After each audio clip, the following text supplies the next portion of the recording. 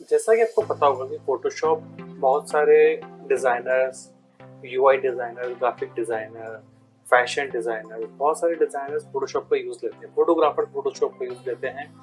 Video editors अपने video में कुछ चेंजेस करना चाहते हैं तो वो फोटोशॉप का यूज़ में लेते हैं। अब इतने सारे लोगों के अकॉर्डिंग फोटोशॉप को डेफिनेटली बनाया गया है कि वो सब लोग अपने कस्टमाइज जो भी चेंजेस करना चाहें वो कर सकें। और इन सब चीज़ों को मैनेज करने के लिए उन्हें कुछ कैटेगरीज में बांट दिया गया है कि इस तरीके से, जैसे कि अगर आपको 3D का काम करना है, क्राफ्ट का काम करना है, आपको वेब का काम करना है, तो उन सब चीज़ों के लिए फोटोशॉप को अलग अलग कैटेगरी में बांट दिया गया है। अब आप स्क्रीन पे देखिए, देखिए हमारे पास में वर्क स्पेस बने हुए होते हैं। ठीक है, आप यहाँ पे जाइए, आप यहाँ से भी एक्सेस कर सकते हैं वर्क स्पेस को।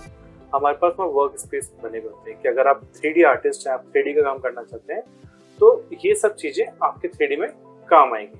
ठीक है, अगर आप एक ग्राफिक डिजाइनर हैं, आपको वेब पे काम करना है, तो वेब के कुछ प्रीसेट्स हैं जो पहले से बने हुए हैं, वो सब कुछ काम आएंगे। हमारे पास स्वॉचेस हैं, कलर्स हैं, है ना, ये सब चीज़ें हमारे पास में काम आती है। ऐसे ही अगर हम मोशन का काम करने वाले मोशन डिजाइनर जो कि वीडियो एडिटर्स वगैरह होते हैं, कुछ जिफ क्रिएट करनी है तो उसी के अकॉर्डिंग प्रीसेट्स बना हुआ है। अगर हम पेंटिंग करते हैं, अगर हम पेंट ब्रश वगैरह यूज करते हैं तो इसी के अकॉर्डिंग हमें ऑप्शन दिए गए हैं। ठीक है, और अगर हम फोटोग्राफी करते हैं तो फोटोग्राफी के अकॉर्डिंग हमें फोटोशॉप ने खुद के बनाए हुए सारे पैनल्स के प्रीसेट दे रखे हैं। अब ये तो हो गए सबके जो फोटोशॉप ने प्रीसेट दे रखे हैं, लेकिन बहुत बार ऐसा होता है कि हमें खुद के प्रीसेट चाहिए होते हैं कि सपोज कि मेरे काम में नेविगेटर नहीं आता या फिर मेरे काम में लेयर ज़्यादा आती है, तो वो सब चीज़ें हम कैसे मैनेज करेंगे, ये सब कुछ मैं आपको आज इस लेसन में बताऊंगा। तो हम बेसिकली हमारा एक नया वर्क स्पेस क्रिएट करेंगे। ठीक है, तो हम पहले एक बार एसेंशियल्स को ओपन कर लेते हैं और उसे रीसेट कर लेते हैं। ठीक है, अब हमें जो जो चीज़ चाहिए हम वो चीज़ रख लेते हैं और बाकी को हम रिमूव करते हैं। जैसे हम मुझे ये लेयर्स वाला जो सेक्शन पूरा आ रहा है, इसमें चैनल्स नहीं चाहिए होते तो हम इसे रिमूव कर देते हैं। पाथ को हम सेपरेटली रख देते हैं और लेयर्स उसके नीचे आ जाएगा। ठीक है, लेयर्स, पाथ और लेयर्स के साथ में हम प्रॉपर्टीज को भी रख लेते हैं और एडजस्टमेंट को रख लेते हैं। कलर्स और स्वॉचेस ये दोनों हमारे साथ में काम आ सकते हैं, और ग्रेडियंट और पैटर्न भी, यानी कि पूरा का पूरा पैनल ही हमारे काम में आता है। ठीक है, तो हम इसको भी नेस्ट कर देते हैं इसके अंदर साथ में। ठीक है, और अब इस पूरे सेक्शन को आपने देखा होगा कि ऐसा होता है कि हमें हमारे पहले टूल सेलेक्ट करने पड़ते हैं और फिर हम जाके हमारी प्रॉपर्टीज में उस ऑप्शन को चूज करते हैं। तो मैंने उस चीज़ को ईजी बनाने के लिए मेरे काम करने के तरीके अकॉर्डिंग मैंने उसको लेफ्ट हैंड साइड में मूव कर रखा है। अब अगर मुझे लेयर्स में काम करना है, देखिए मुझे अब जो भी काम करना है तो वो चीज़ मैं फटाफट कर सकता हूँ। अभी जैसे कि ये लर्न करके सेक्शन है, लाइब्रेरी से मेरे कुछ यूज़ का नहीं है, तो मैं इसको रिमूव करता हूँ, जिससे कि मेरे पास स्पेस भी बचेगा और मुझे बार बार इधर उधर देखना भी नहीं पड़ेगा चीज़ों के लिए।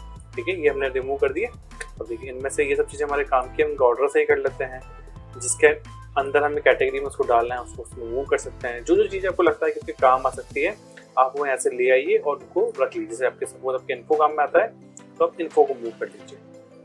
ठीक है, तो इन्फो भी यहाँ पे आ गया। आपको लगता है कि इनको एक खुद की पैरेंट कैटेगरी होनी चाहिए, आप उसको अलग से कर सकते हैं।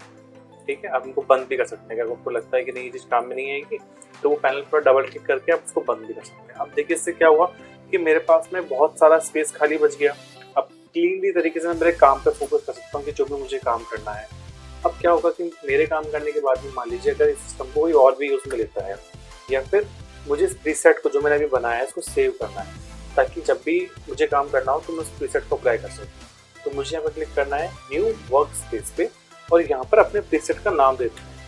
जब आप प्रीसेट का नाम यहाँ पर ऐड करेंगे तो वो प्रीसेट आपको ऑप्शन देगा कि आप उसमें keyboard shortcut, menu, toolbar, इन सब चीज़ों को भी सेव कर सकें। ठीक है, तो अभी के लिए हम प्रीसेट को सेव कर लेते हैं राहुल को। ठीक है, राहुल प्रीसेट सेव हो गया है। अब जब भी मैं एसेंशियल में जाऊँगा या किसी में भी जाऊँगा, देखिए अभी हम चेंज करते हैं, ग्राफिक एंड वेब के अंदर आ गए हैं, ये सब चेंज हो रहे हैं।